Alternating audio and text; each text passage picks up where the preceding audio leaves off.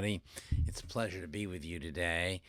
Our class is going to meet every Sunday morning at 11 o'clock. And at the beginning of every lesson, we'll play these short videos, which are also going to be available on Facebook as well as YouTube and on our website, so that you might not only have a chance to review, but in many cases, the information here will be just enough to whet your appetite to learn more. Now, today I want to share with you a number of topics that I'd like to touch on briefly. We will do our best to cover them very quickly in this video. And for those of you who are here in the Zoom room with me, we'll spend more time discussing each of these items together. Here's what's on my mind right now. What is the function of ritual in our lives? Who are we praying to? And what if we don't believe in God? Who are the performers? And who is the audience? Where did the Siddur, the prayer book, come from? And finally, I don't know Hebrew. Now what? These are really the most important questions that I'm asked all the time. And I want to share with you a few thoughts that I have.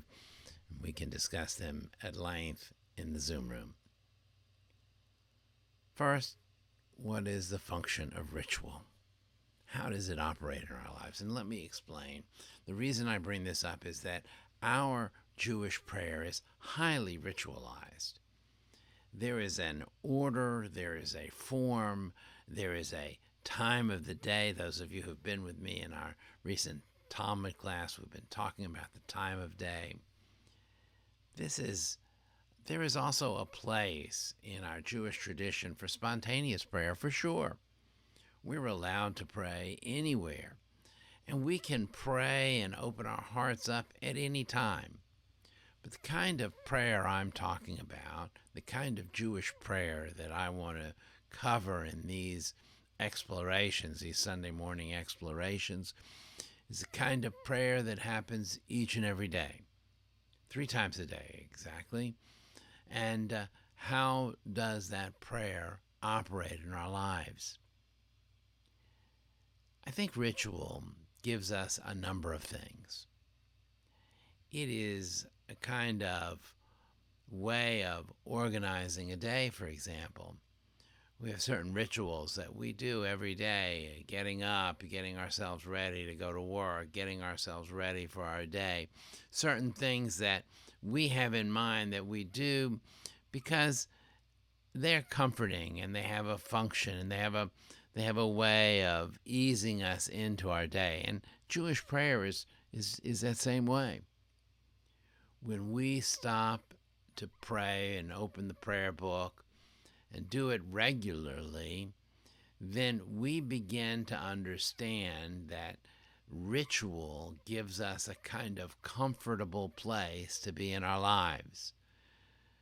Those of you who are regular attenders at synagogue, whether it's B'nai Israel or any other synagogue, know that as you walk into the room, as you open the prayer book, there's a kind of ease, a kind of comfort that envelops us as we are back in the place that we have spent so much time.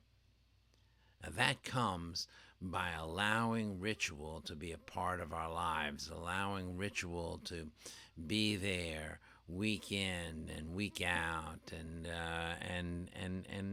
being regular for us. It makes us feel comfortable, and as human beings, we enjoy that comfortable feeling. But there's something else as well. Jewish prayer in its form and function assures us, gives us an assurance that we're in the right place, in the right time, and doing the right thing. We need that. We need to know that we are assured of where we are and who we are and what's going on in our lives. And Jewish prayer operates that way, as well as giving us a community. That's maybe the most important function of Jewish prayer, is to give us a community, to allow us to be with others, to know others who are involved in the same pursuits as we are, or who are doing the same things as we are. They come from the same place as we come from, maybe spiritually, if not actually physically. Ritual has many, many functions in our life. But an obstacle to Jewish prayer is often this idea of who are we praying to, and what if we don't believe in God? What if we cannot grasp that idea that God is there listening to the words that are coming out of our mouth? I don't believe that it's necessary, simply necessary, for us to only feel that we can pray if God is listening. Because prayer affects us in so many ways. Prayer changes us. It changes us when we give voice to what is going on inside of us. It changes us when we consider how gratitude can affect us in our lives. When we take a moment and say, yes, I am grateful for where I am and who I am and what I am, it changes the setting of our day. It changes our approach to life. It changes where we are spiritually. And when we give voice to the words of our hearts, when we let our insides express itself, we are letting a little bit of our inner selves out. And for those of us who are traditional believers in God, then that's what God wants to hear. That's what God wants to hear. A little bit of that, of what is inside, that true self of ours. But for others, you may know, you may recognize that being able to give voice to who you are, being able to open your own heart, has a benefit that is there for ourselves, that changes us, that allows us some kind of permission to live in our own lives in our own skins. In our Jewish tradition, we are given a set of commandments, a set of expectations of how we are to act in our lives, what we are to do in our lives that is a way of behaving. I asked a question at the very opening: who are the performers and who are the audience? And you probably think when you come to services that when you come and sit in the pews, you're there to be in the audience. That's a very Western idea that we've been trained. I come and I sit with other people. There's a stage in front of me. I'm now in the audience. But Jewish prayer isn't that way. No, you see, Jewish prayer is part of our mitzvot. It's part of the commandments that God has given us, part of the expectations we have for our lives. When we come into the synagogue and sit in those pews with others, we are in fact the performers. You see, we are doing the expectations that have been given us.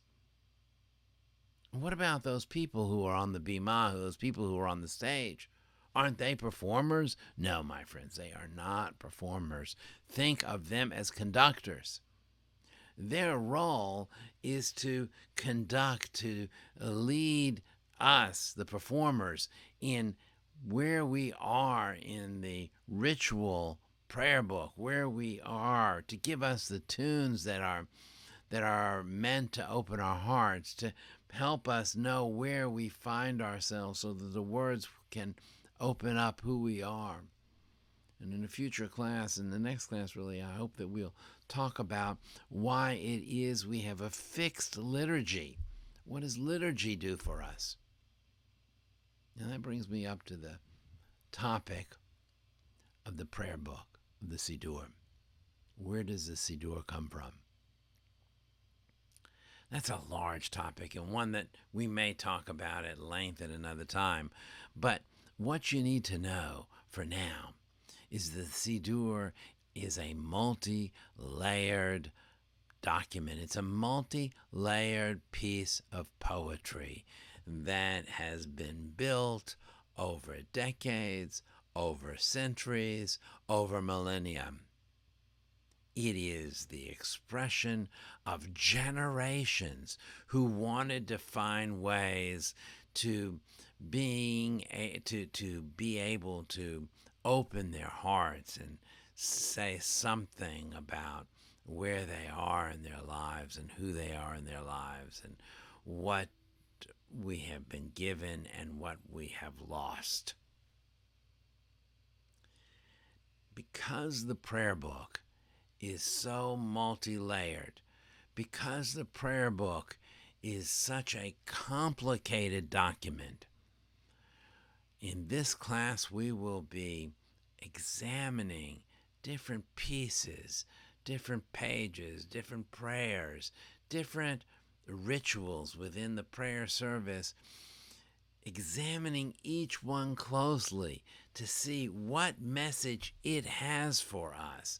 Because when we come to the synagogue and we open the prayer book and we go through the prayer book in an hour or an hour and a half or whatever the amount of time is we have, we're running through generations of materials that have all come together in a short space, in a kind of shorthand, if you will. We'll try and open that shorthand up for you over the next few weeks as we come together. Now, you're going to say to me, but Rabbi, I don't know Hebrew. How can I participate in Jewish prayer? And it's true. Hebrew can be a stumbling block. But Hebrew can also be a freeing agent. Hebrew can also give you access to what you didn't know existed. Now let me explain. First of all, the entire service, the entire Hebrew service is translated and annotated and explained in the prayer books that are in front of you here at Congregation B'nai Israel. It's available for you to read. But the Hebrew, the words that are there in Hebrew, connect us to something much larger. You see, they connect us to Jews everywhere in the world who are praying these same words at the same time. Even more important, they connect us to the generations that came before us and the generations that are yet unborn. They too will have Hebrew prayers. They too will have this ancient language. Of course, language is challenging. Of course, learning a new language is not easy. But we have many aids for us to help us overcome the Hebrew obstacle. There are many ways for us to be able to open the words up. Many tools that we now have, including the translation and transliteration that is on your page in front of you. I'll show you how those translations and transliterations can help you. I'll show you how those words can open the prayers up for you. And I hope in time you will allow the Hebrew, even the words you don't understand, to permeate into your soul. Sometimes it's even easier if they're words you don't understand to open your own heart up. You know, the Hasidim have a teaching they have a number of nigunim, of songs that have no words at all. The teaching that goes with those songs that have no words is that it's the heart that opens up in the tune and in the presence of our friends who are surrounding us, and in the presence of a holy space. Our hearts are able to open up in a way that mere words could not accomplish. So the Hebrew can free us from the constraints of words, and we can fly above that Hebrew. For those of you who are on Zoom, we're going to continue our discussion in just a moment. For those of you who are watching me online, I invite you to come and join me 11 o'clock on Sunday mornings for our brief class where we examine and we explore Jewish prayer. Thank you very much.